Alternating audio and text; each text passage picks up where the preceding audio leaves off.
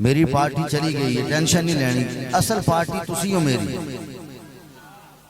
ठीक है, उन्हें पढ़िया, पढ़ के गए, हुण तुसी रह गए हो। ते हर नाथ खां कहंदा ना, जिहड़ा हजूर दा सच्चा गुलाम है, हाथ चाह के बोलो सुभान अल्लाह,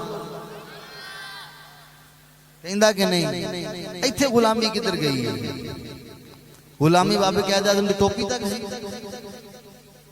असल तो गल है ना मेरे बरादरान मुकर्रम, असल मानिया दे अंदर इश्क तुहाडे अंदर है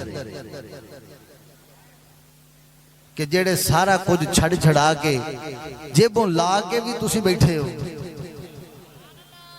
जेबों ला के भी तुसी बैठे हो, उन्हें लाया भी कुछ नहीं, ते यार हो रही स्टेज छड़ के भी बैठे ने। मैं गल सुना दिया तुहानू, मैं ना तकरीबन 3 साल कबल पहले सियालकोट तकरीर करने वास्ते गया। ऐसे तरह जिन अज हो रहे हैं ना, बिल्कुल सेम यही सिस्टम बनया। मैं मेजबान ने महफिल में क्या, मैं कहा कितना की खर्च हो गया? कहता हजरत साहब तकरीबन 2.5 लाख रुपया हो गया, तकरीबन 30,000 रुपया उन्होंने मैनू कमालियो उत्थे जान का दिता। उन्होंने कहा उस्ताद जी भी तुहाडे ते साडा जिहड़ा होया ना 50,000 रुपया खर्च होया, तो बाकी सारे टोटल मिला के महफिल तक 1.5-2.5 लाख रुपया खर्च होया। मैं कहा तू मैनू दस, जो मैं तकरीर कर रहा सा 2 लाख रुपया तेन नजर आया? जो मैं तकरीर कर रहा था तेन 2 लाख नजर आया? कहना मैं गल नहीं समझा। मैं क्या मैं तकरीर की ते मेरे तो जेडे पहले आशिक पढ़े ने वो किधर गए? कहना जी गल तो समझ आ गई।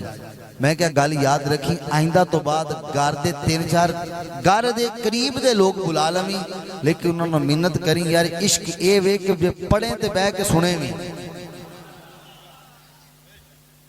इश्क रेत वाला नहीं होना चाहिए, इश्क मजनू वाला होना चाहिए कि इंसान दी बोटियां भी नोचियां जान ते फिर भी नबी दा नाम ही लेंदा रह जाए।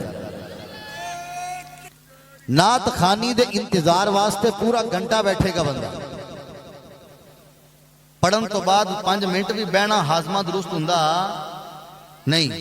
यार सानू इस चीज नू, इस मोटो नू चेंज करना पड़ेगा।